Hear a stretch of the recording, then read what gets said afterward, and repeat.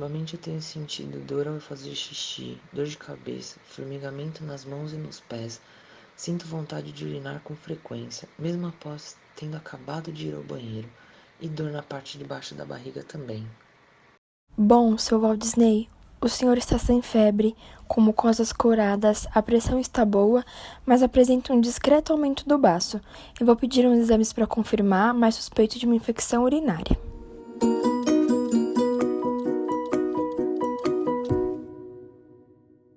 Rafaela, Bom dia, Marina. essa amostra chegou hoje? Sim, você quer que eu te mostre como faz o procedimento? Claro. Então vem aqui mais perto. Então, essa urina que chegou hoje é situação de urocultura e antibiograma. Então, primeiro a gente vai fazer a urocultura. Para isso, a gente vai fazer uma estria quantitativa nesse agar cromogênico dessa maneira. Pega a alça de Henle e faz assim. Certo? Certo. Aí a gente fecha e vamos deixar na estufa por 24 horas a 35 graus.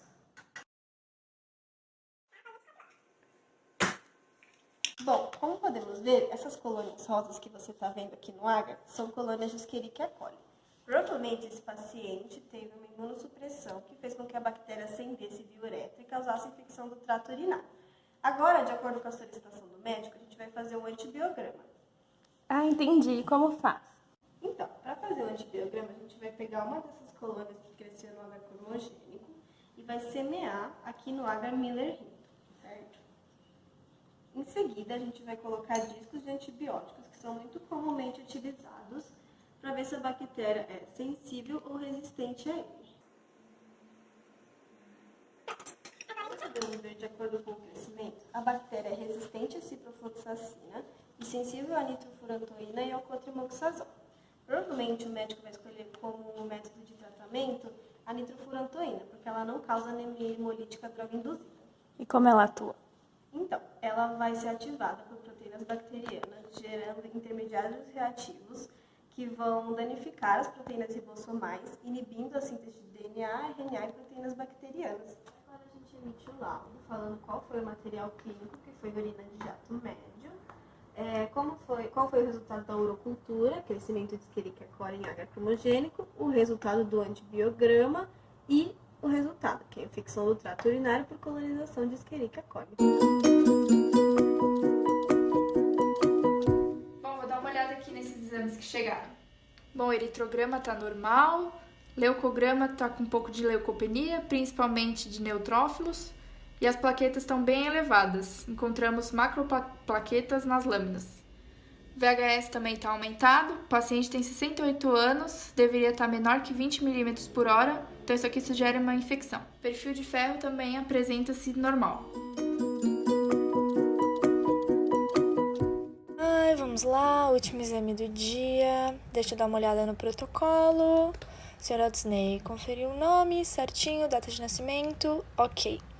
Agora eu vou pegar aqui uma fita reativa, mergulhar na urina, desprezar o excesso e agora é só aguardar. Prontinho, deu 1 minuto. Agora deixa eu avaliar os resultados.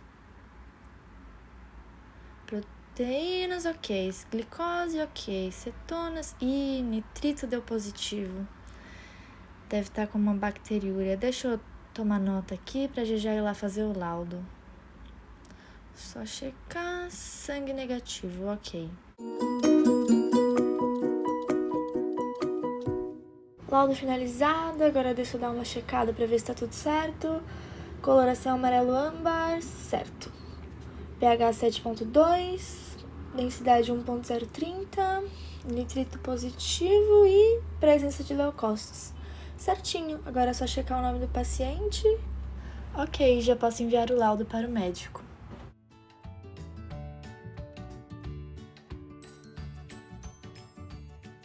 Seu Walt Disney, o número de plaquetas do senhor está um pouco elevado, e como ocorreu reincidência da infecção urinária, eu vou repetir o hemograma e pedir uma biópsia de medula óssea, mielograma e um cariótipo.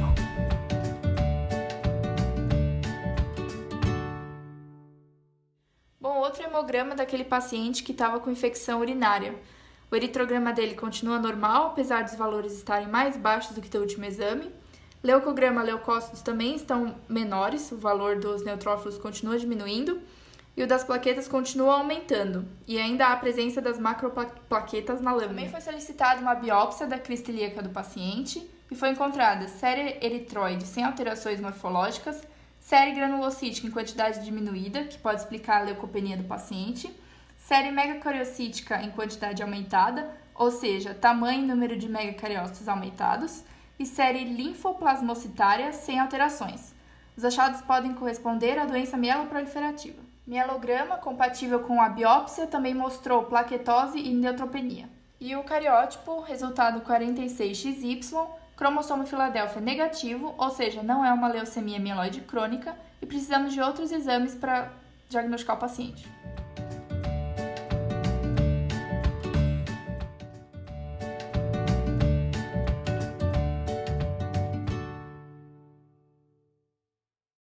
Então, Bia, os linfócitos T, ele tem um papel importante na resposta imune contra os patógenos.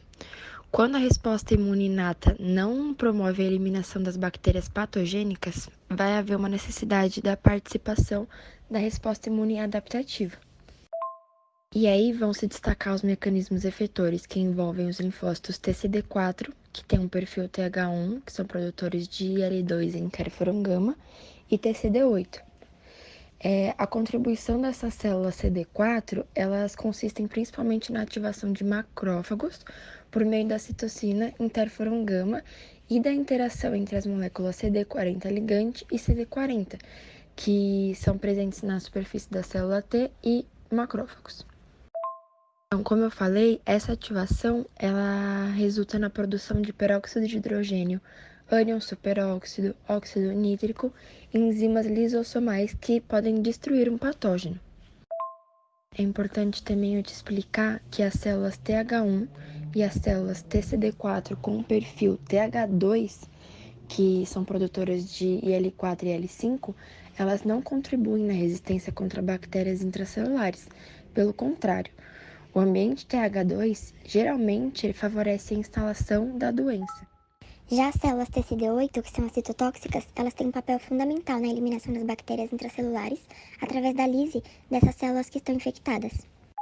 Isso pode ocorrer uma vez que os antígenos bacterianos, como por exemplo uma listéria, escapam das vesículas celulares e penetram no citosol, sendo apresentadas via MHC de classe 1 para as células T citotóxicas. Além das células T convencionais, as células T gama, elas também contribuem na imunidade contra bactérias intracelulares, porém é uma função de auxílio, não são essenciais para a eliminação do patógeno.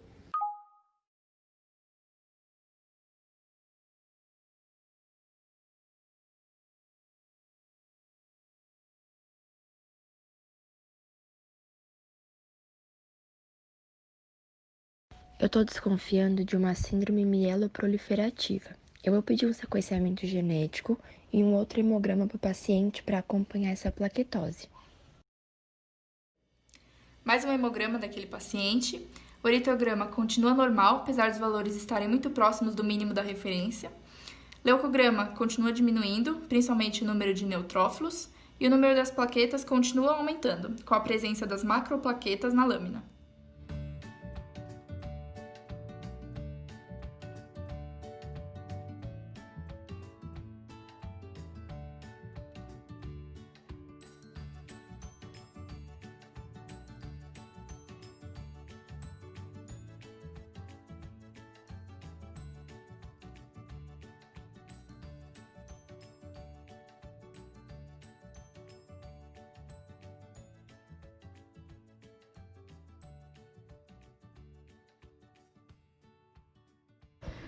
Então, o paciente ele tá anêmico, com plaquetas muito altas, e a médica já solicitou mielograma, biópsia de medula óssea e o cariótipo. E a partir desses resultados, ela já descartou a leucemia mieloide crônica e agora está suspeitando de uma trombocitemia essencial. E aí, para isso, ela precisava do sequenciamento genético da amostra do paciente, né? Como ele fez a biópsia recentemente, a gente ainda tem a amostra dele e eu vou enviá-la então para você, tá bom?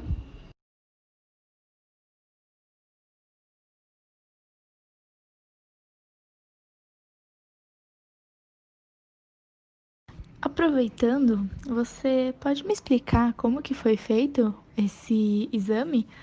Porque eu sei que eu tive na faculdade, mas eu não aprendi direito. Então, quem sabe você me explicando eu consigo entender.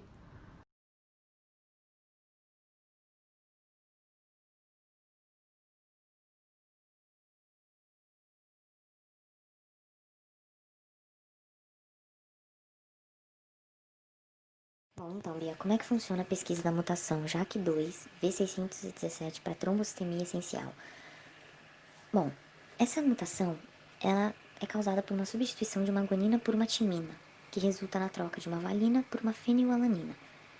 Essa mutação, ela causa a ativação constitutiva da tirosina quinase, responsável pelo crescimento celular, resultando no aumento do número de células sanguíneas e no desenvolvimento de doenças mieloproliferativas. Já foi encontrada essa mutação em 2 exons, no exon 14 e no exon 12, sendo que 50% dos casos a mutação está no exon 14. Por conta disso, eu fiz o sequenciamento do exon 14 do seu paciente. Eu, então, fui na literatura, peguei o exon 14 para servir como controle. Depois do sequenciamento, eu comparei com o do seu paciente para ver se tinha mutação. Então, como funciona o sequenciamento? Né? Você tem uma amostra, você pode ser de sangue total, no tubo de DTA ou de medulase, você extrai o DNA total com kits específicos, você faz um PCR, que tem uma coisa específica nesse PCR, para o sequenciamento, então faz o sequenciamento. Como é o PCR? Ele é os mesmos componentes, então ele tem os mesmos componentes, DNA, os primers, os DNTPs, ataque polimerase e o buffer. Os DNTPs, ataque polimerase e o buffer, eles três podem estar em um só, que é o master mix. Mas você tem também os DNTPs, que são dideoxinucleotídeos. Vão ser 4, cada um marcado com um corante de uma cor diferente. Então, aqui para exemplificar, o DDTTP vermelho, o DDATP verde, o DDCTP azul e o DDGTP roxo. Por que esses dideoxinucleotídeos são tão importantes? Num nucleotídeo ou num deoxinucleotídeo normal, você tem uma base, uma pentose e um grupamento fosfato. No terceiro carbono da pentose, você tem uma hidroxila. Essa hidroxila, ela é responsável por permitir a adição do nucleotídeo seguinte na fita. Então, você só vai ter a adição de um nucleotídeo se o anterior tiver essa hidroxila. Já o dideoxinucleotídeo, ele não tem essa hidroxila. Então, toda vez que ele for adicionado à cadeia, à fita, né, ele vai encerrar a síntese dela aonde ele foi adicionado. Então, no nucleotídeo que o dideoxi for adicionado, a síntese da fita termina nele. Então, depois das etapas do PCR, a desnaturação, o anelamento e a síntese, você vai ter fitas de tamanhos diferentes. Agora, depois de 30 ciclos, supondo assim, 30 ciclos, você vai ter certeza de que você tem, no mínimo, uma fita em que você tem o dideoxinucleotídeo em todos os nucleotídeos da região que você quer sequenciar. Então, você tem uma fita em que o dideoxi está no primeiro nucleotídeo, outra fita em que ele está no segundo, outra que ele está no terceiro, e assim por diante, até o último nucleotídeo.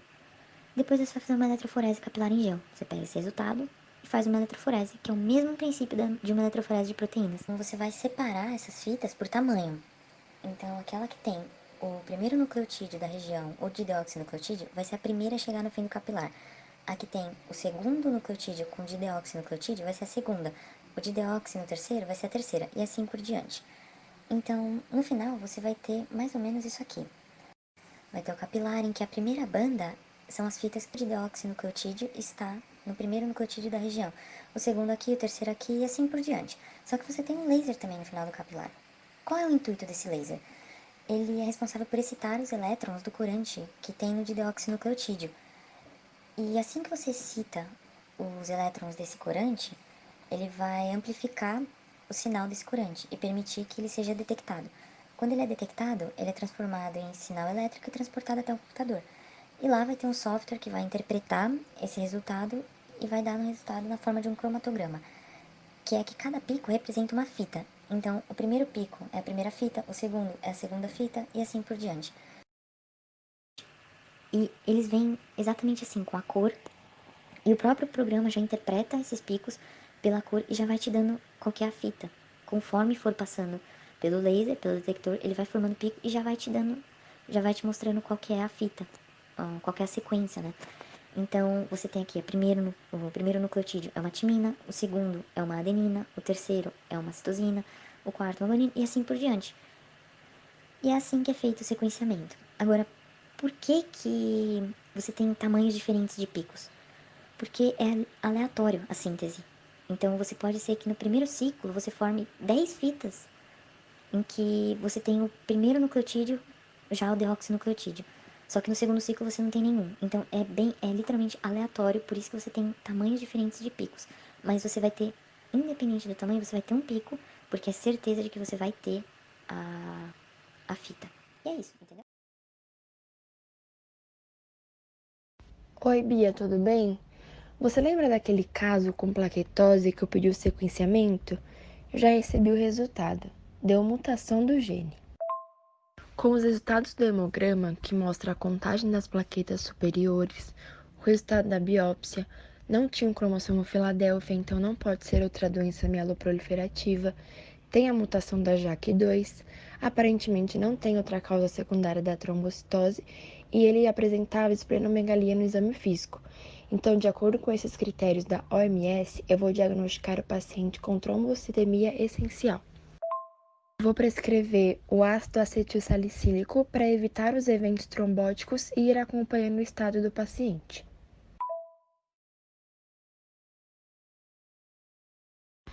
Oi, Gi. A médica prescreveu para aquele paciente com as plaquetas elevadas ácido acetilsalicílico. Eu sei que ele é um antiagregante plaquetário, mas como que ele funciona? Você sabe me explicar?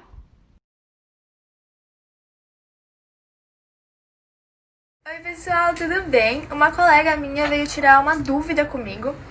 Ela está interessada em saber como é o mecanismo de ação do ácido acetilsalicílico, conhecido como AS, e eu aproveitei a oportunidade para vir aqui postar nos stories, caso algum colega meu da área também tenha essa dúvida. Bom, o ácido acetilsalicílico, ele tem como principal função inibir a agregação plaquetária, porque pode gerar a formação de trombos patogênicos, pode levar a infartos do miocárdio e outras patologias bem graves. Tá, mas Giovana, como que ele inibe, então, a agregação plaquetária? Simples, ele inibe a síntese da cola plaquetária, que é o tromboxano A2. E para vocês entenderem melhor esse mecanismo, eu vou explicar para vocês como funciona a síntese do tromboxano.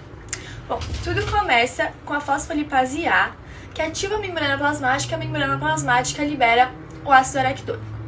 Esse ácido araquidônico entra no ciclo da ciclooxigenase, que é a enzima responsável pela síntese de prostaglandinas e do tromboxano.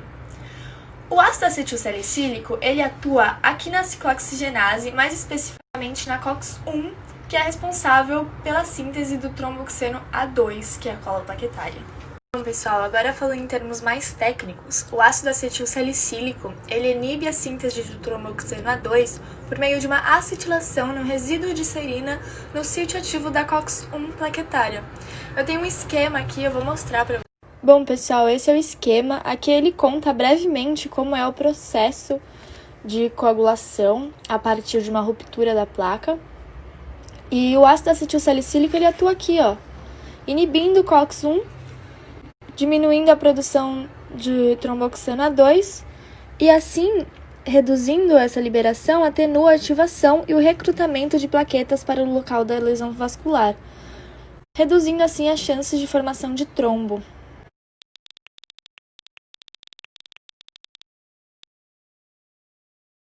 Six months later. Olá, seu Walt Disney. Que bom te ver novamente. Como o senhor tem passado? Eu estou bem, doutora. Me sinto muito bem. Muito bom ouvir isso. Seus últimos hemogramas mostraram estabilidade na quantidade de plaquetas e o senhor não teve nenhum evento trombótico, certo? Isso é ótimo. Vamos continuar o acompanhamento com o hemograma para que seja possível identificar qualquer alteração o mais rápido possível e assim podemos agir de maneira eficiente.